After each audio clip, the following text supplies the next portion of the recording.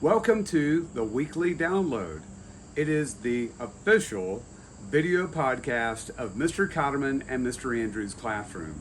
Hello, I'm Mr. Andrews, and Mr. Cotterman's not going to be able to be with us for this week's episode. In ELA this week, we're going to be continuing to read like detectives. We're going to focus on using text features of our informational text and our literary text as ways to help us to be able to comprehend and understand better what we're reading. We have our informational text, which is called Eco Dogs.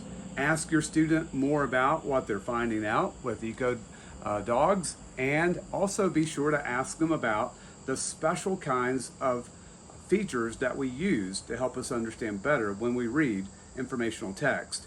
Our literary text is going to be from the Dog Whisperer series, and this one happens to be called Rescue.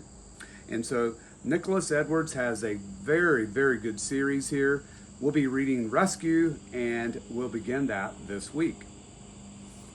In math, Mr. Cotterman is going to be leading students through our very first unit, place value and decimal fractions, and we're working through those first few lessons in Module 1.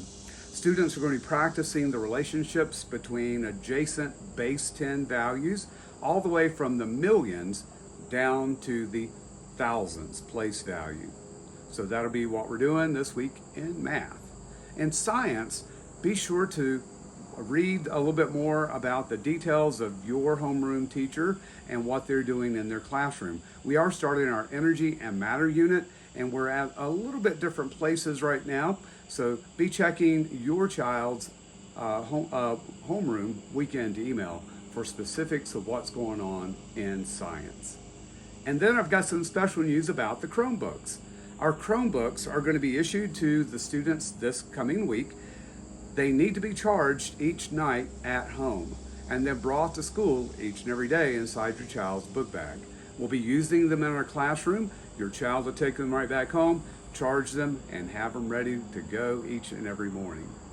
Where is Mr. Andrews? He's in the U.S. He's at a capital. Oh, which one will we learn about this week? So where in the United States will I be this week? This is a weekly feature that I look forward to being able to do with you. I've had a great pleasure and the opportunity to be able to travel a lot with Mrs. Andrews, and a lot of times when I travel in certain states, I'm able to take a selfie photo with the state capitol as my very first clue. The only problem is, the last time that I visited this particular week's state, well, it was in the year 2001, and I didn't have one of those cameras that I could do a selfie photo in very easily. So I didn't take a selfie photo. Next time I go, I got the iPhone to do it with. But I do have several different clues that I'd like to offer you. So here are some clues for guessing this week's state and that state's capital. This state has the longest coastline, 15,000 miles to be exact, of any state, and that's 41% of the nation's wetlands right here in this particular state.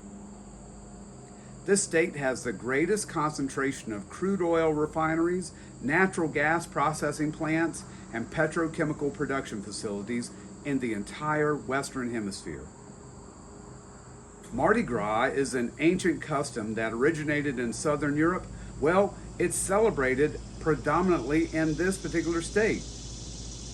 It celebrates food and fun just before the 40 days of Lent, which is a Catholic time of prayer and sacrifice.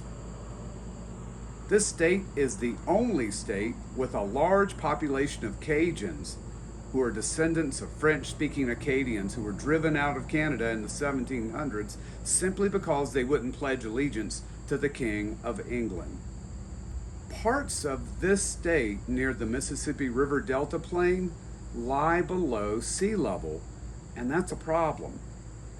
Back in 2005, August 29th to be exact, kind of interesting that it's this particular weekend, Hurricane Katrina was the 6th strongest hurricane ever recorded and the 3rd strongest hurricane on record that made landfall.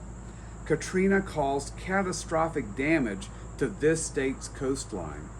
And right now, in the weather news, Hurricane Ida has its sights on this very same state's coastline. So those are some really easy, hopefully, clues that'll help you to be able to come up with this state's name and be careful of its state's capital city. Be very careful of the state capital city and be sure that you have the right city. What you'll need to do is write these two answers on your sheet of paper and get a mom or dad or a guardian to be able to sign your paper saying that they also watched this weekly download podcast. You do all that, bring it back to school by Tuesday, and I'll have a surprise for you. Good luck. Where is Mr. Andrews? He's in the U.S. He's at a capital. Oh, which one will we learn about this week?